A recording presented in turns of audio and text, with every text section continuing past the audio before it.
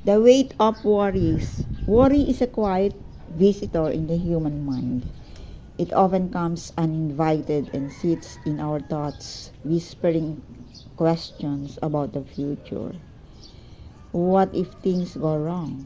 What if I fail? What if tomorrow is worse than today? Almost every person carries worries in one form or another. They may worry about money, health, family, work, or the uncertainty of life itself. Worry usually begins with our desire to control what has not yet happened. The human mind naturally tries to predict the future in order to feel safe. But the future is something no one can fully control. When we try hard to hold it, our thoughts become heavy. The mind keeps repeating possible problems, even when those problems may never happen. In small amounts, worry can be helpful. It reminds us to prepare, to plan, and to be careful. A student may worry about an exam and therefore study harder. A parent may worry about their child and therefore become more attentive and protective. In this way, worry can act like an alarm bell, reminding us to act responsibly. However, too much worry becomes a burden. It steals peace from the present moment. A person who constantly worries often lives in a future that does not exist. Instead of appreciating the life that is already happening, the mind becomes tired, the heart becomes restless, and even small joys may disappear under the shadow of fear. One important truth about worry is that most of the things we fear never actually happen. Many people look back on their lives and realize that the situations they worried about the most either never occurred or turned out very differently than they imagined. This shows that worry often exaggerates problems rather than solving them.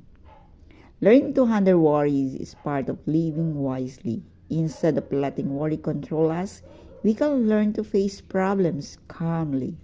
Some worries can be solved through action, planning, working, and making better decisions.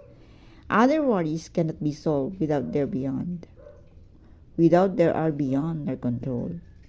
In those cases, acceptance and trust become powerful tools. Peace of mind grows when a person learns the difference between what they can change and what they cannot. By focusing energy on meaningful actions rather than endless worrying, life becomes lighter and more hopeful. In the end, worries are a natural part of human being, but they do not have to rule our lives. When we learn to live one day at a time, appreciate what we have, and trust that challenges can be overcome, the weight of worry slowly become easier to carry. And sometimes we discover that the future we feared was never as frightening as once we only imagined. I read a quote.